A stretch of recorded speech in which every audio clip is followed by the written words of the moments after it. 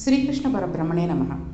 నిన్నటి పారాయణంలో బకాసురుడు ఒక కొంగ రూపంలో, బకము అంటే కొంగ కదండి, కొంగ రూపంలో వచ్చి కృష్ణుణ్ణి తన మింగేసి తీసుకుని వెళ్ళిపోయి ఒక పర్వతం మీద ఉండేసరికి మిగిలిన గోపబాలులందరూ ఏమీ చేయలేని నిశ్చేష్టులై ఉండేసరికి కృష్ణుడికి చాలా కోపం వచ్చింది. ఎప్పుడైతే వీళ్ళంతా ప్రాణం లేని ఇంద్రియాల్లో అయిపోయారో కొంగ కంఠంలో ఉన్న కృష్ణ పరమాత్మ అగ్నిహోత్రం వలె అయిపోయాడు. కంఠంలో ఉన్నవాడు బయట ఉన్న గోపబాలుర ఆర్తిని గ్రహించాడు. ఈ బాలురు వెనక్కి తిరిగి పారిపోయినట్లయితే పరమాత్మ ఉత్తరక్షణం వైకుంఠానికి చేరగలడు. కానీ తన గురించి ఆర్తి పడుతున్న వాళ్ళు ఉన్నారు కాబట్టి ఇప్పుడు వెంటనే ఆయన వాళ్ళకి దర్శనం ఇవ్వాలి. అందుకని కొంగ కంఠం నుండి బయటకు రావడానికి ఆయన అగ్నిహోత్రం అయిపోయాడు. ఆయన అలా కంఠంలో అగ్నిహోత్రం అవగానే కొంగ వెంటనే కక్కేసింది. అప్పుడు కొంగ నేను మింగినప్పుడు లేదు, కంఠంలోకి వెళ్ళగానే అగ్నిహోత్రంలా అనిపించింది. ఈ పిల్లవాడిని వదిలిపెట్టకూడదు, వీడిని నా ముక్కు పుటములతో పొడిచి చంపేస్తాను, అలా చంపి మింగివేస్తానని తన చంచూ పూటములను పెట్టి పొడుస్తూ ఆయన వెంట పడింది. చంచూ పుటములతో పట్టుకున్నందుకు వస్తున్న ఆ పక్షి దెబ్బలాటికి సిద్ధంగా ఉంది. అటువంటి దాని చంచూ పుటములను రెండింటినీ గట్టిగా పట్టుకుని గడ్డి పరకని రెండుగా ఎలా చేర్చేస్తారో అలా చీల్చేసి కృష్ణుడు ఆ పక్షిని చింపేశాడు. చూడండి, కాగితాన్ని రెండు ముక్కలు చేసేసి చింపేస్తే ఎలా చింపేస్తారో అలా చింపేశాడనమాట. ఆ పక్షి కొంగగానే ఎందుకు రావాలి? వస్తే కృష్ణ పరమాత్మ పక్షి లోపలికి వెళ్ళి బయటకు వచ్చి చంపాడు. అలా రాకుండా చంపకూడదా? కలహోత్సుకుడు అనే బిరుదును ఆ రాక్షసుడికి ఎందుకు వెయ్యాలి? బకుడు అనే రాక్షసుడు ఎక్కడో లేడు, మనలోనే ఉన్నాడు. అతని పేరు దంభము. దంభము అంటే ఏంటో తెలుసా అండి? పైకి ఒకలా కనబడుతూ లోపల మరొకలా ఉండడం. లోపల తాను ఏమిటి అనుకుంటున్నాడో కనీసం తనకు నమ్మకమైన మిత్రుడికి కూడా చెప్పకుండా, అరెమరక లేకుండా చెప్పుకోగలిగిన వాడు మంచిది. అలా మిత్రుడికి కూడా చెప్పకుండా ఉండేటటువంటి వాడే దంభకుడు. అది మంచి మాట కావచ్చు, వేరొకటి కావచ్చు. అలా చెప్పగలిగే ధైర్యం లేకపోతే, అలా మాట్లాడలేకపోయినట్లయితే అతనిలో దంభం ప్రవేశించిందని మనం అర్థం చేసుకోవాలి. చూడండి, చాలామంది పైకి ఎంతో ఇష్టంగా ఎంతో ప్రేమగా మాట్లాడుతూ ఉంటారు, కానీ మన మీద తీసుకువెళ్ళి వేరే వాళ్ళకి వేరే రకంగా చెప్తూ ఉంటారు. అది చాలా తప్పు. అదే కాక చాలా ప్రాణ స్నేహితులమని మనం ఆ విషయాలన్నీ వాళ్ళకి చెప్పామనుకోండి, ఈ విషయాలు తీసుకెళ్ళి చూసావా వాళ్ళ ఇంట్లో ఇలా కొట్టుకుంటూ ఉంటారు టస్తమాటును, వాళ్ళ ఆయన ఇలా అన్నట్ట, వాళ్ళ అత్తగారు ఇలా అందిట, వాళ్ళ కోడలు ఇలా అందిట అనే విషయాన్ని పరాయి వాళ్ళకి చెబుతూ ఉంటారు. వాళ్ళు స్నేహితులు కారు. మనం ఎటువంటి విషయాన్నైనా చెప్పుకున్న వాళ్ళు వాళ్ళ మనసులోంచి కనీసం వాళ్ళ భార్యకి, తల్లికి, కొడుక్కి, కూతురికి కూడా చెప్పుకోరు అని కనుక మనం తెలుసుకున్నట్టయితే అటువంటి వాడే నిజమైన స్నేహితుడు. అలాంటివి లేకుండా వాళ్ళు వేరే వాళ్ళకి చెప్పేసుకుంటున్నారు అని తెలిసిందే అనుకోండి, మనకి అతడిలో దంభం ప్రవేశించింది అని మనం తెలుసుకోవచ్చు. ఇది పైకి ఒకలా కనబడుతుంది, లోపల ఒకలా ఉంటుంది. ప్రతి క్షణం కూడా ఇది మనల్ని వెన్నంటే ఉంటుంది. మనస్సును ప్రయత్నపూర్వకంగా గెలవగలగాలి. మనస్సును తెల్ల కాగితంలా ఉంచుకోవాలి. ఎవరి గురించి తొందరపడి నిర్ణయాలకి రాకూడదు. మనిషి పైకి ఒకలాగా లోపల ఒకలాగా ఉండకూడదు. చూడండి, కొంతమంది మంచి మనుషులు ఉంటూ ఉంటారు. అయితే ఎవరో ఒకళ్ళు వచ్చి ఆ మనిషి మీద మనం మంచివాళ్ళం అని నమ్ముకున్నప్పుడు, అబ్బబ్బే లేదండి బాబు, ఆఫీసులో గొడవ అయిపోయింది, ఆయన ఇంత డబ్బు ఏదో పుచ్చేసుకున్నట్టు అని తెలిసిందనుకోండి, మనం ఈ చెప్తో విని ఆ చెప్తో విదిలేయాలి. అది నిజమా కాదా అనేది మనకు తెలిసినప్పుడు నమ్మచ్చు. అయినా ఒకటండి, ఏంటంటే మనం మనిషి అతడు ఎలాంటి వాడైనా అవనండి, మంచివాడో తాగుబోతో తిరుగుబోతో ఏదో ఒక చెడ్డ పని చేశాడో మంచి పని చేశాడో మనం విదిలేయండి. మనతో అతడు ఎలా ఉన్నాడో చూసుకుని మనం ఆ స్నేహం చెయ్యాలి తప్పితే, వాళ్ళు ఎవరితో ఎలా ఉన్నారో, వాళ్ళ ఇంట్లో పరిస్థితులతో ఎలా ఉన్నారో ఏమిటో మనతో తప్పుగా లేడు కదా, కాబట్టి మనం స్నేహం చేయడంలో తప్పు లేదు. స్నేహానికి కావాల్సింది అతడు మన యందు చూపించే ప్రేమ, తర్వాత అభిమానం, అదే ఉండాలి, నమ్మకం. అంతేగాని ఎప్పుడెప్పుడో ఏదో చేశాడంటే ఎవ్వరూ చెయ్యకుండా, తప్పు చేయకుండా ఉండే మనుషులు ఎవ్వరూ ఉండరు. కాబట్టి అటువంటి మనుషుల్ని నమ్మకుండా ఉండడం అనేది తప్పు. ఎటువంటి వాళ్ళని? ఎవరైనా వచ్చి మనకి మంచి స్నేహితుడు అని నమ్మిన వాళ్ళ మీద ఏదో ఒక రకమైన అపనింద వేసి వాళ్ళ గురించి చెడుగా చెప్పినప్పుడు అది మనం నమ్మేసి వాళ్ళ స్నేహాన్ని వదులుకునేటువంటి వాళ్ళ చాలా తప్పు పని చేసిన వాళ్ళు. అదే దంభము. దంభం మహా పాపకార్యం. దంభం ఉన్నవాడు పైకి ఒకలా ఉంటాడు, లోపల ఒకలా ఉంటాడు. అయితే ఈ విషయాన్ని అంతటినీ కూడా ఎవరు కనిపెడుతూ ఉంటారు? ఈశ్వరుడు కనిపెడుతూ ఉంటాడు. లోకం మనల్ని కనిపెట్టలేదని మనం అనుకుంటూ ఉంటాం, కానీ అంతటా నిండి ఉన్న పరమాత్మ మనల్ని కనిపెడుతూనే ఉంటాడు. ఈశ్వరుడే దెబ్బ కొట్టిన నాడు మనం ఇంకా నడుం ఎత్తలేం.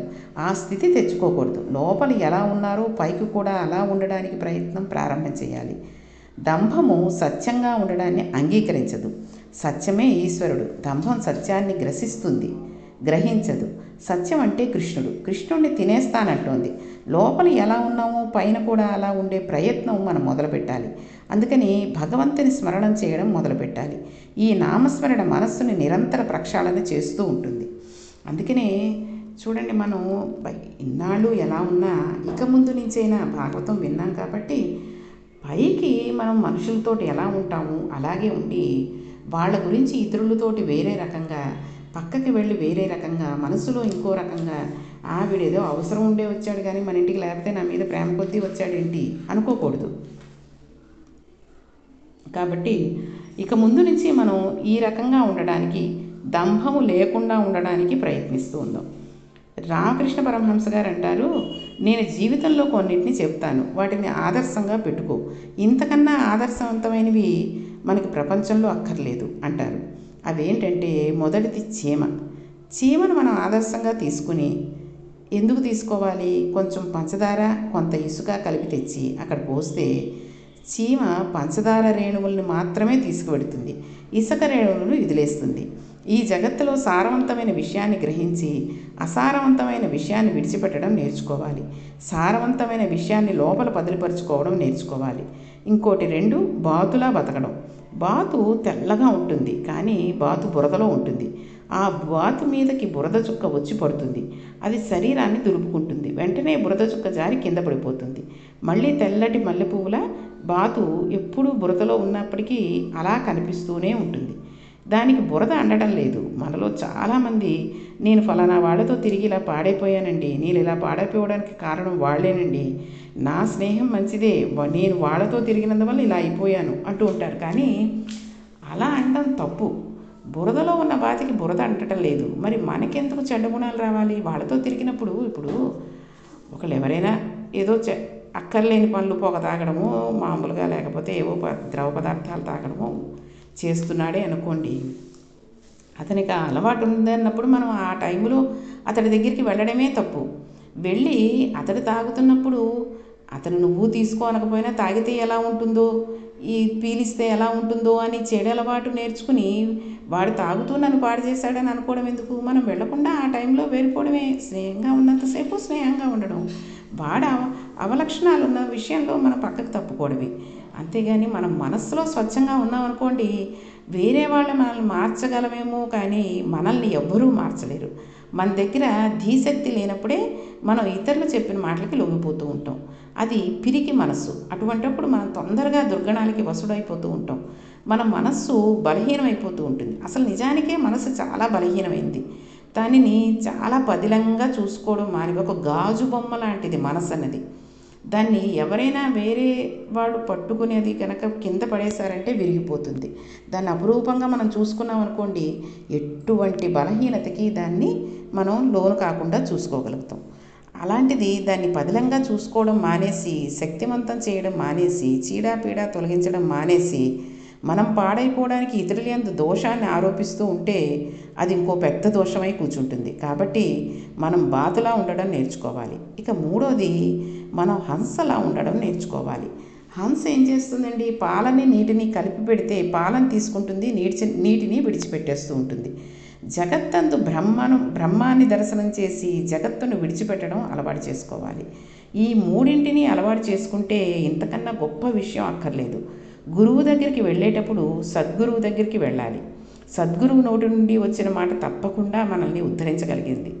అప్పటికి అది కఠినంగా ఉండవచ్చు, కానీ సదుద్దేశంతో మాట్లాడే గురువు దగ్గరికి వెళ్ళి అది తెలుసుకోవాలి అని రామకృష్ణ పరమహంస గారు చెప్పారు.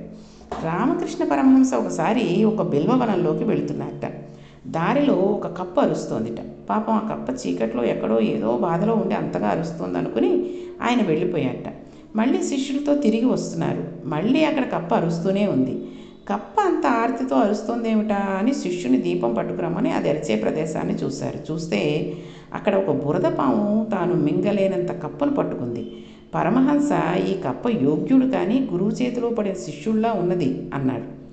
శిష్యులు అదేంటంటే అలా అన్నారు అని ప్రశ్నించారు. అది తాచుపాము అయి ఉంటే ఈ కప్ప చచ్చిపోను, అది బురదపాము కాకపోతే ఈ కప్ప వెళ్ళిపోను. ఈ బురదపాము వదలదు, చంపదు. చెడ్డ గురువు అవతలవాడిని ఉద్ధరించడు, వదిలిపెడితే శపిస్తానని అంటాడు. అందుకని బురదపాము లాంటి గురువు దగ్గరికి వెళ్ళకూడదు. వెళ్ళినట్లయితే బురదపాము నోటి పడిన కప్పలా పాడైపోతాం. అంటే బయటికి రాలేము, లోపలికి మింగలు, మధ్యలో పట్టేసుకుని ఉంటుందన్నమాట. ఈశ్వరుయందు మాత్రమే మమైకమైన బుద్ధి కలిగిన గురువులను ఆశ్రయించాలి అన్నారు. దంభము ఎలా ఉంటుందో బురదపామును తాచుపాముని ఉదాహరణగా పోల్చి చెప్పారు. దంభమును తప్పించుకోవడం కష్టం. ప్రయత్నపూర్వకంగా మనం దాన్ని వదిలించుకోవాలి.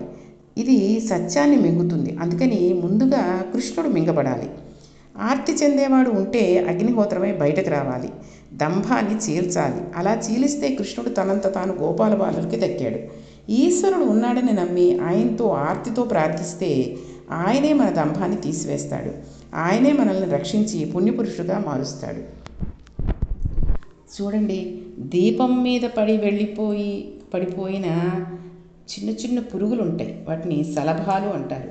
అవి ఎలా కాలిపోతాయో అలా ఈ పిల్లవాడిని ఎంతమంది రాక్షసులు నిర్జిద్దామని ప్రయత్నం చేసినా వాళ్ళందరూ మడిసిపోయారు తప్పితే పిల్లవాడికి ఏం అవ్వలేదు. హృదయంలో భగవంతుని నిలబడటం చేతనవ్వాలి.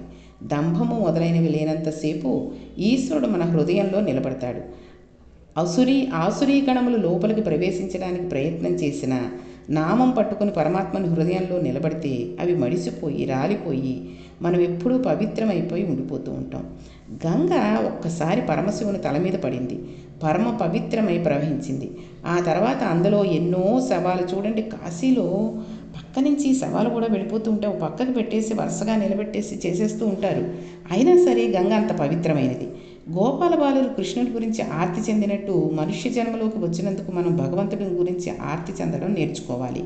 ఇది వేరొకరి ప్రబోధానికి చేత వచ్చేది కాదు, మనంత మనం పరిశీలనగా చేసుకుని చూసుకోవాలి. భగవంతుని గురించి ఆర్తి భక్తి అలవాటు చేసుకోవాలి. అవి మాత్రమే మనల్ని రక్షించగలవు, అన్యములు రక్షించలేవు. బకాసుర సంహార వృత్తాంతం నుండి ఈ విషయాన్ని మనం గ్రహించుకోవాలి. ఎందుకంటే మనం భగవంతుడి మీద దృష్టి పెట్టడం అనేది చాలా కష్టమైన పని. అసలు నిజం చెప్పాలంటే ఏముందండి, పూజ చేసుకోవడానికి అంత ఇదైపోతారు, స్నానం చేస్తాం, పెడతాం, కూర్చుంటాం, పూజ చేసుకుంటాం, వచ్చేస్తాం. ఎంతో కష్టం అంటుంటారు ఏంటి అనుకోవచ్చు. ఏంటంటే మనం పూజ నామకహ చేసుకోవడం వేరు, మన నోటి నుంచి వచ్చే మాట భగవంతుడి నామానికి అర్థం మనసులో తెలుసుకుంటూ, మన చేతితో పెట్టే పుష్పం భగవంతుడి మీద పడుతుందా లేదని చూసుకుంటూ, మన మనస్సు ఆయన పాదాల మీద పెట్టాలా, చేతుల మీద పెట్టాలా, మొహం మీద పెట్టాలా, ఏం చెయ్యాలి అన్నది చూసుకుంటూ నామం చేసుకుంటూ ఉండడం వేరు. అంతేగాని యాంత్రికంగా నోటితో కొన్ని రోజులు చదివేసరికి మనకు అష్టోత్తరం నోటికి వచ్చేస్తూ ఉంటుంది. కాబట్టి ఆ పనులు దేవుడి గది శుభ్రం చేసుకుంటూనో, దీపాన్ని సరి చేసుకుంటూ, ఒత్తులేస్తూ, అగరత్తులు అవి రెడీ పెట్టి, తర్వాత ప్రసాదానికి నైవేద్యం పెట్టడానికి ప్రసాదం ఏం చేసామో అది పెట్టుకుని అన్నీ శుభ్రం చేసుకుని పువ్వులు తీసుకొచ్చి పెట్టి అష్టోత్తరం గబగబా చదివేస్తూ ఉంటాం. అయితే ఈ అష్టోత్తరం చదివేసేటప్పుడు కూడా మనం భగవంతుడిని మనసులో తలుచుకుంటూ ఈ పనులు చేసుకుంటే పర్వాలేదు. దృష్టి ఎప్పుడు చేసే పనుల మీద, నోరేమో భగవంతుడి అష్టోమిత్రం మీద ఉందనుకోండి, భగవంతుడు మనకి ఎప్పుడు ఎన్నటికీ ఎన్ని సంవత్సరాలు ఎన్ని రోజులు నువ్వు నిత్యం ప్రతి క్షణం పూజ చేసినా కనబడ్డు. కాబట్టి చేసిన ఒక్క క్షణమైనా భగవంతుడిని మనస్ఫూర్తిగా మనసులో ఆలోచించుకుంటూ చేసుకున్నట్లయితే భగవంతుడు ఉత్తర క్షణం మనకి దర్శనమిస్తూ ఉంటాడు. చూడండి, మనం కొన్ని తీర్థయాత్రలకు వెళుతూ ఉంటాం. అలా వెళ్ళినప్పుడు ఇప్పుడు విజయవాడ వెళ్ళాం, అమ్మవారి దర్శనం చేసుకున్నాం, తిరుపతి వెళ్ళాం, అయ్యవారి దర్శనం చేసుకున్నాం, శ్రీశైలం వెళ్ళాం, స్వామి దర్శనం చేసుకున్నాం. ఇవన్నీ చేసుకున్నప్పటికీ ఆ నిమిషంలో చూసేసి గబగబా అక్కడ ఉన్న గోపురాల దగ్గర లేకపోతే ఆ చెట్ల దగ్గర ఇంకా ఏమైనా పూల చెట్లు అవి ఉంటే అక్కడో ఫోటోలు తీసేసుకుని ఇవి గుర్తుంచేసుకుని భగవంతుడి మూర్తిని భగవంతుడిని మనం గనక గుర్తుంచుకోకుండా తిరిగి వచ్చేసామనుకోండి, ఆ తీర్థయాత్ర చేసిన ఫలితమే ఉండదు. కాబట్టి అక్కడికి వెళ్ళిన తర్వాత అసలు గుళ్ళలోనూ అదీను చూడండి, భగవద్ దర్శనం చేసుకున్నాక కాసేపు కూర్చుని వెళ్ళండి అంటారు. కూర్చుని వెళ్ళండి అంటే ఇంతసేపు మీరు దర్శనంలో నిలబడి ఆ క్యూలో నిలబడి కలిసిపోయారు, కాసేపు రెస్ట్ తీసుకుని వెళ్ళండి అని కాదు అర్థం. మనం ఏమేం చూసామో అవన్నీ మనసులో మళ్ళీ ఒకసారి అలాగ మనం రిపీట్ చేసుకుంటూ ఉండాలి. వెళ్ళగానే ముందు విఘ్నేశ్వరుడు చూసాం, ఆ తర్వాత నుంచి ముందుకు అలా వెళ్ళాం, అటు నుంచి ఇలా చూసాం, ఇటు నుంచి ఇలా చూసాం, స్వామికి ఇలా చూసాం. ఆ సమయంలో పూజారి గారు అభిషేకం చేస్తున్నారనుకోండి ఈశ్వరుణ్ణి, ఆ పాలతోటి అభిషేకం అలా చేస్తున్నట్టుగా ఆ శివలింగాన్ని మనం ఊహించుకుని అదే మనసులో ఉంచుకుని అలాగ గుర్తు తెచ్చుకుని ఈ గడపలోంచి వెళ్ళాం, ఆ గడపలోంచి బయటకు వచ్చాం, అక్కడ ఇలాంటి వాసన వచ్చింది, ఇక్కడ అమ్మవారు ఇలా ఉన్నారు, ఆవిడ ఈ చీర కట్టుకున్నారు, చక్కగా ఇలా చిరునవ్వుతో చూస్తున్నారు, మనకేసి అభయహస్తం ఇస్తున్నారు, స్వామి ఇలా ఉన్నాడు అనుకుంటూ గనక మనం వచ్చినట్టయితే అక్కడ కూర్చుని మళ్ళీ మళ్ళీ మళ్ళీ మళ్ళీ ఆవు గడ్డిని ఎలా నెమరవేసుకుంటూ ఉంటుందో ఒకసారి తినేసి గబగబా తినేసి అలా మనం కనుక మన మనసులో నిత్యము నెమరవేసుకుంటూ ఉంటే ఆ స్వామి సన్నిధికి, ఆ అమ్మవారి సన్నిధికి నిత్యము మనం వెడుతున్నట్టే ఉంటుంది, వాళ్ళ కృప మన మీద ఉంటుంది. కాబట్టి మనం ఎప్పుడైనా సరే స్వామిని మనస్ఫూర్తిగా మనసులో తలుచుకుంటూ ఈ అష్టోత్తర శతనామాలు సహస్రనామాలు చేసుకుంటూ ఉంటే మంచిది. కాబట్టి ఇదంతా కూడా మనకి ఈ బకాసుర సంహార వృత్తాంతం నుండి తెలుసుకోవాల్సి మనం గ్రహించాల్సిన విషయం. కాబట్టి రేపటి పారాయణంలో మనం అఘాసురుడి వధ గురించి తెలుసుకుందాం. కృష్ణలీలలు అందరూ చాలా మటుకి కూడా చాలామంది రాక్షసుల్ని స్వామి చిన్నప్పుడే చంపివేశాడు. ఎందుకంటే కురుక్షేత్ర యుద్ధంలో వీరందరూ అడ్డు రాకుండా ఉండాలనే ఉద్దేశంతో ముందు సంహరించేశాడు. అయితే చిన్నతనంలో చేసిన మీదటి మనకి ఎంతో బాగుంటాయి కాబట్టి ఒక్కొక్కటి చెప్పుకుంటూ ఉందాం. శ్రీకృష్ణ పరబ్రహ్మణే నమః.